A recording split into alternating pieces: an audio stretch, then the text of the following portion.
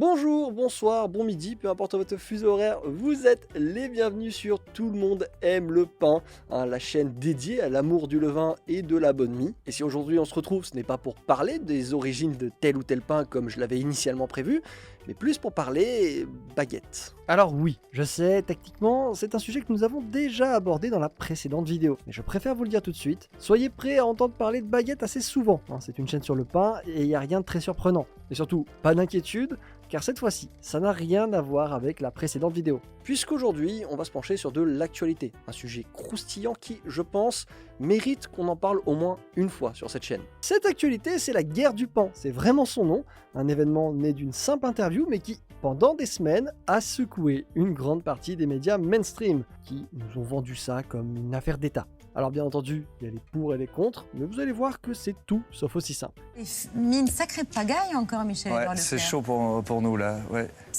Nous sommes le 11 janvier 2022 et l'invité du jour de RMC, Michel-Édouard Leclerc, PDG de la célèbre chaîne du même nom, profite de son passage à l'antenne pour annoncer le blocage du prix de la baguette à hauteur de 29 centimes d'euros, le tout pour une durée d'au moins 4 mois. Leclerc bloque le prix de la baguette. Il va être à combien du coup le prix de la baguette chez vous ? 0,29 la baguette de 250 grammes, c'est celle que je mange aussi.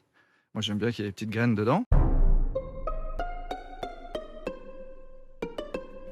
Une information qui pour beaucoup d'entre nous en touche une sans spécialement bouger l'autre, le pain de supermarché étant souvent plus une question de praticité que de goût, mais qui cependant va énormément irriter Christiane Lambert, présidente du premier syndicat agricole de France, la FNSEA. La réplique est instantanée et toujours sur RMC, mépris des boulangers ou même destruction des valeurs, les noms d'oiseaux fusent. Moi, plus fort que les autres, je vais diviser par 2 le prix de ma baguette. C'est se foutre du monde. Alors effectivement, derrière tout ça, il y a un réel débat, celui de la précarité d'une grande partie du secteur primaire, mais aussi le problème de la concurrence sauvage qu'exercent les industriels sur les petits artisans. Du coup, forcément, dans ce contexte, entendre des termes comme blocage des prix dans la bouche d'une personne dont la société brasse plus de 40 milliards d'euros chaque année depuis 2012, ça dérange. La problématique est donc posée. Si toutes les ressources augmentent à droite à gauche, comment se fait-il que le bâton de mie, oui c'est comme ça que je l'appelle, arrive à conserver un prix aussi bas? Il y a forcément quelqu'un qui se fait baiser dans l'histoire. Pour mieux comprendre, on va garder l'exemple du pain en général, qui dans les grandes lignes sollicite à lui seul 3 grands acteurs. Les céréaliers, qui travaillent la terre et produisent tous les grains nécessaires, les meuniers, qui eux vont justement acheter ces récoltes pour les transformer en farine, et finalement les boulangers, ainsi que les grandes surfaces, qui à leur tour achèteront cette même farine pour en faire du pain, avec en bout de course, une revente aux consommateurs. Dans cette chaîne, tous ont leur propre charge, qui varie selon les événements, et qui souvent, en cas d'aléa comme une mauvaise récolte, se fera sentir à travers tous les acteurs, et en particulier sur les indépendants, n'ayant pas la capacité de vraiment négocier, contrairement aux géants des grandes surfaces qui, eux, ont bien plus de facilité à faire plier les fournisseurs à leurs exigences. Oui, j'ai bien dit plier, mais ça c'est pas nouveau et on est sur un tout autre problème. J'avais rencontré un directeur d'achat d'une grande centrale qui m'avait dit « Nous, ce qui est important, c'est de briser les jambes des fournisseurs, de les briser. Et une fois qu'ils sont au sol,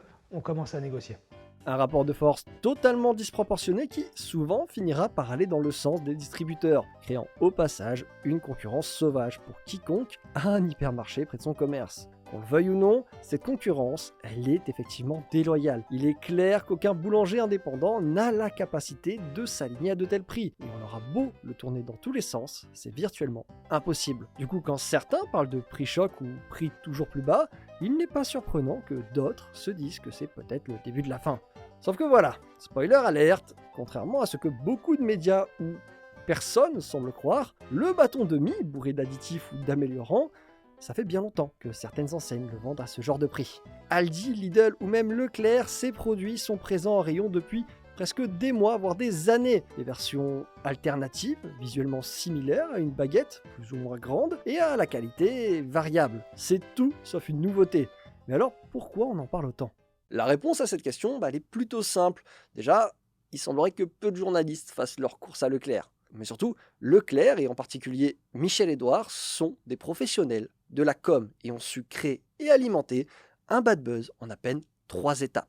La première, et on l'a vu, c'est d'annoncer en personne à la radio un prix record, alors même que son propre groupe est en pleine renégociation des prix avec les fournisseurs. La deuxième, c'est de laisser l'information circuler.